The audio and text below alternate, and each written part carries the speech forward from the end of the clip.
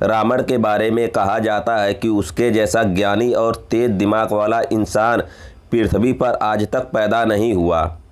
ऐसी मान्यता है कि रावण के पास 10 सिर थे, जिसके पीछे रावण के तेज दिमाग का कारण था। दरअसल रावण के पास 10 दिमागों के बराबर उसके पास बुद्धि और कौशल था, जिसकी बदौलत उसके अंदर बड़े बड़े फैसले लेने की क्षमता थी। माता सीता जी की खोज में हनुमान जी जब लंका पहुँचे तो रावण से मिलकर बहुत प्रभावित हुए। रावण के बारे में उन्होंने कहा कि सद्गुणों से युक्त यह वीर पुरुष है और इसके अंदर देवलोक के स्वामी बनने की क्षमता है, लेकिन अहंकारी और अधर्मी होने के कारण उसने अपना सब कुछ खो दिया।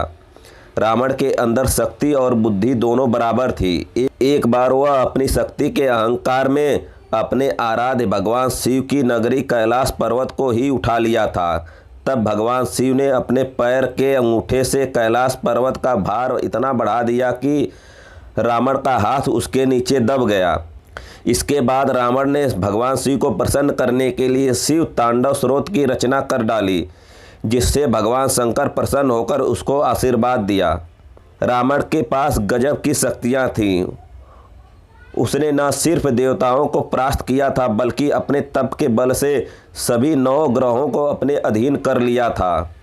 रावण ने शनि ग्रह को वर्षों तक अपने महल में कैद कर रखा था। जब सीता जी की खोज में हनुमान जी ने लंका में पहुँचे तो शनि देव को रावण के बंधन से मुक्त किया था।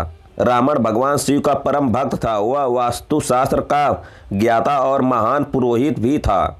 भगवान शंकर ने माता पार्वती के लिए सोने की लंका बनवाने के बाद उसमें गृह प्रवेश के लिए रावण को पुरोहित के लिए चुना था, लेकिन रावण को सोने की लंका इतनी पसंद आई कि दक्षिणा में भगवान शिव से वह सोने की लंका ही मांग लिया।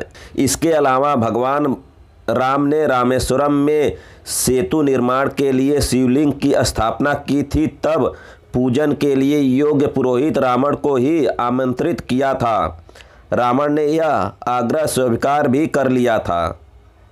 रावण के अंदर तमाम तरह के अवगुणों के बावजूद वह बहुत बड़ा ज्योतिष, संगीत, कविता और आयुर्वेद का जानकार भी था।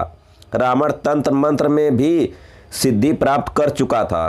रावण देवताओं सहित तीनों लोकों को अपने अधीन कर लिया था। वह हिमवंत, मंदार और मेरु पर्वत के साथ साथ देवताओं के साथ तीनों लोकों को भी उठाने की क्षमता रखता था। भगवान विष्णु के चक्र के प्रहार से वह बच गया था। उसके शरीर पर सैकड़ों घाव थे, जो देवताओं के साथ युद्ध में प्रहार करने पर तथा अन्य भीषण युद्धों के आक्रमण करने पर हुए थे।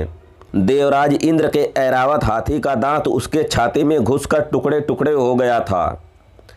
उसने अकेले ही देवताओं की सारी सेना को हरा दिया था। देवताओं, यक्षों, गंधर्वों और ऋषियों में उसके समान कोई भी प्राणी नहीं था। अग्निदेव आदि देवता सहित देवराज इंद्र भी उससे डरते थे। वह नागराज, वासुकी, तक्षक और यमराज को भी पराजित किया था। वाल्मीकि रामायण के अनुसार राम को छोड़कर सभी योद्धाओं को पराजित किया था।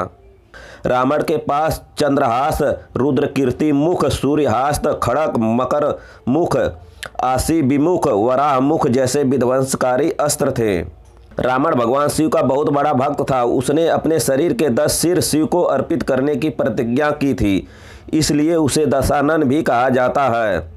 रावण अत्यधिक घमंडी और अहंकारी था और रावण में 7 दिनों तक घनघोर युद्ध हुआ। अंततः राम ने उसे मार डाला।